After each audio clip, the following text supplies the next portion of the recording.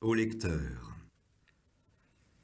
la sottise, l'erreur, le péché, la lésine occupent nos esprits et travaillent nos corps, et nous alimentons nos aimables remords comme les mendiants nourrissent leur vermine.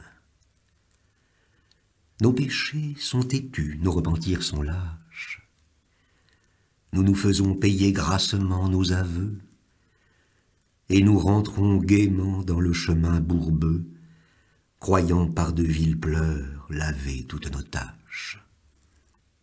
Sur l'oreiller du mal, c'est Satan trismégiste qui berce longuement notre esprit enchanté. Et le riche métal de notre volonté est tout vaporisé par ce savant chimiste. C'est le diable qui tient les fils qui nous remuent. Aux objets répugnants, nous trouvons des appâts. Chaque jour, vers l'enfer, nous descendons d'un pas, sans horreur, à travers des ténèbres qui puent. Ainsi qu'un débauché pauvre qui baise et mange le sein martyrisé d'une antique catin, nous volons au passage un plaisir clandestin que nous pressons bien fort comme une vieille orange. Serrés, fourmillant comme un million d'helminthes, dans nos cerveaux ribote un peuple de démons, et quand nous respirons la mort dans nos poumons, descend fleuve invisible avec de sourdes plaintes. Si le viol, le poison, le poignard, l'incendie n'ont pas encore brodé de leurs plaisants dessins le canevas banal de nos piteux destins, c'est que notre âme, hélas, n'est pas assez hardie. Mais parmi les chacals, les panthères, les lys, les singes, les scorpions, les vautours, les serpents, les monstres glapissants, hurlants, grognants, rampants, dans la ménagerie infâme de nos vices, il en est un plus laid, plus méchant, plus immonde. Quoiqu'il ne pousse ni grand geste ni grand cri, il ferait volontiers de la terre un débris, et dans un bâillement avalerait le monde. C'est l'ennui. L'œil chargé d'un pleur involontaire, il rêve d'échafaud en fumant son hookah. Tu le connais, lecteur, ce monstre délicat. Hypocrite lecteur, mon semblable, mon frère.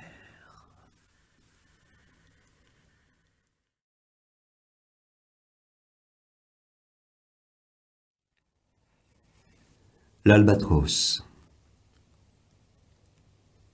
Souvent pour s'amuser, les hommes d'équipage prennent des albatros, vastes oiseaux des mers, qui suivent, indolents compagnons de voyage, le navire glissant sur les gouffres amers. À peine les ont-ils déposés sur les planches, que ces rois de l'azur, maladroits et honteux, laissent piteusement leurs grandes ailes blanches, comme des avirons traînés à côté d'eux. Ce voyageur ailé, comme il est gauche et veule, lui naguère si beau qu'il est comique et laid. L'un agace son bec avec un brûle-gueule, l'autre mime en boitant l'infirme qui volait.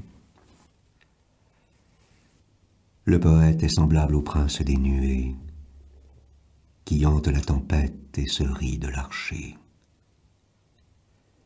Exilé sur le sol au milieu des huées, ses ailes de géant l'empêchent de marcher.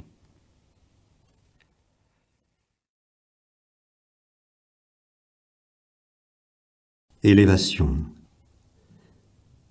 Au-dessus des étangs, au-dessus des vallées, des montagnes, des bois, des nuages, des mers, par-delà le soleil, par-delà les éthers, par-delà les confins des sphères étoilées, Mon esprit, tu te meus avec agilité, et comme un bon nageur qui se pâme dans l'onde, tu sillonnes gaiement l'immensité profonde, avec une indicible et mâle volupté. Envole-toi bien loin de ces miasmes morbides, va te purifier dans l'air supérieur, et bois comme une pure et divine liqueur le feu clair qui remplit les espaces limpides. Derrière les ennuis et les vastes chagrins qui chargent de leur poids l'existence brumeuse, heureux celui qui peut d'une aile vigoureuse s'élancer vers les champs lumineux et sereins.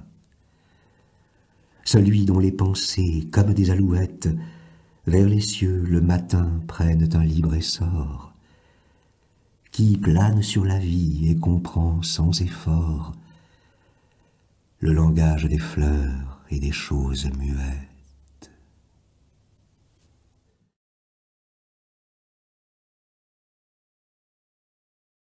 Correspondance. La nature est un temple où de vivants piliers laissent parfois sortir de confuses paroles. L'homme y passe à travers des forêts de symboles qu'il observe avec des regards familiers. Comme de longs échos qui de loin se confondent dans une ténébreuse et profonde unité, vaste comme la nuit et comme la clarté, les parfums, les couleurs et les sons se répondent. Il est des parfums frais comme des chairs d'enfants, doux comme les hautbois, verts comme les prairies, et d'autres corrompus, riches et triomphants, ayant l'expansion des choses infinies, comme l'ambre, le musc, le benjoin et l'encens, qui chantent les transports de l'esprit et des sens.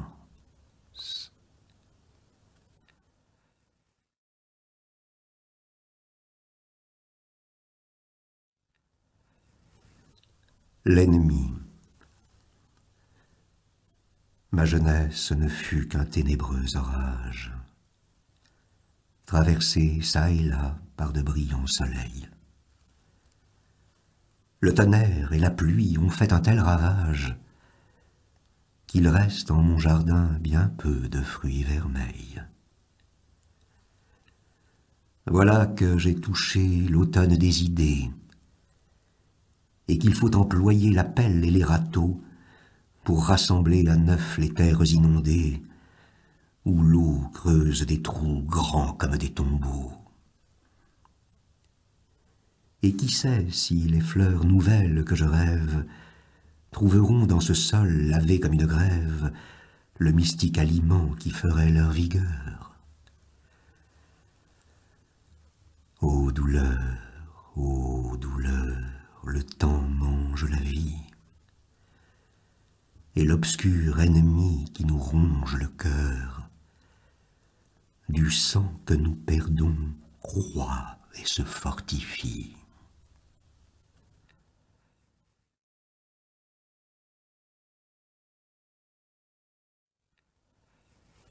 La vie antérieure. J'ai longtemps habité sous de vastes portiques que les soleils marins teignaient de mille feux, et que leurs grands piliers, droits et majestueux, rendaient pareil le soir aux grottes basaltiques. Les houles, enroulant les images des cieux, mêlaient d'une façon solennelle et mystique les tout-puissants accords de leur riche musique aux couleurs du couchant reflétées par mes yeux. C'est là que j'ai vécu dans les voluptés calmes, au milieu de l'azur, des vagues, des splendeurs, et des esclaves nus tout imprégnés d'odeurs, qui me rafraîchissaient le front avec des palmes, et dont l'unique soin était d'approfondir le secret douloureux qui me faisait languir.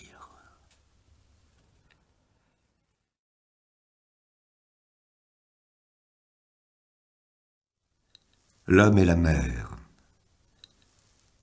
Homme libre toujours, tu chériras la mer.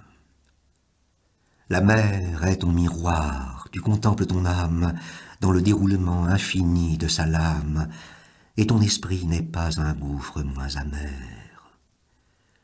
Tu te plais à plonger au sein de ton image, tu l'embrasses des yeux et des bras, et ton cœur se distrait quelquefois de sa propre rumeur au bruit de cette plainte indomptable et sauvage. Vous êtes tous les deux ténébreux et discrets.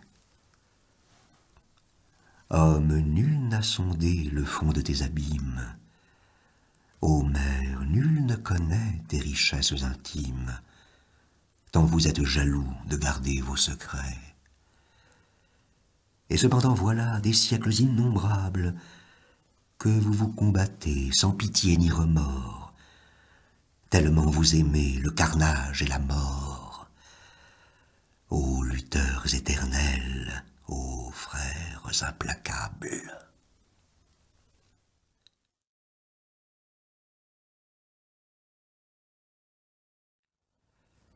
La beauté.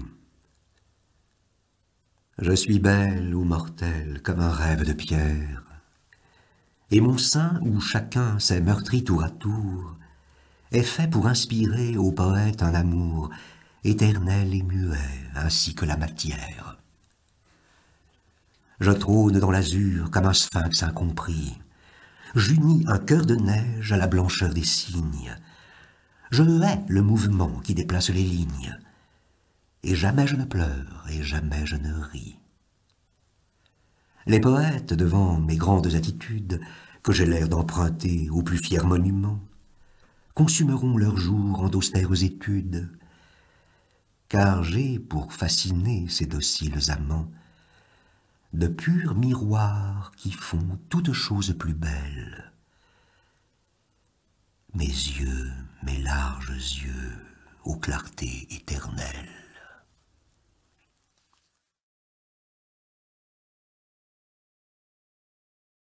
La chevelure.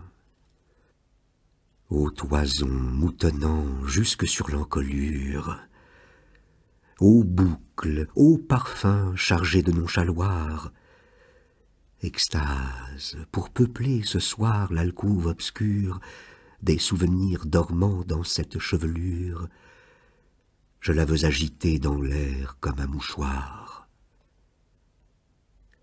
La langoureuse Asie et la brûlante Afrique, tout un monde lointain, absent presque défunt, vit dans tes profondeurs, forêts aromatiques. Comme d'autres esprits voguent sur la musique, le mien, ô mon amour, nage sur ton parfum. J'irai là-bas où l'arbre et l'homme plein de sève se pâment longuement sous l'ardeur des climats. Forte trait, se soyer la houle qui m'enlève.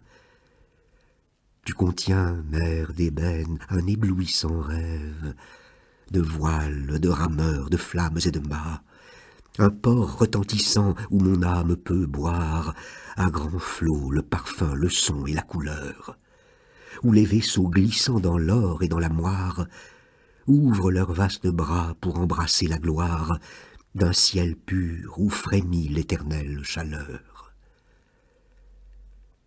Je plongerai ma tête amoureuse d'ivresse dans ce noir océan où l'autre est enfermé, et mon esprit subtil que le roulis caresse saura vous retrouver.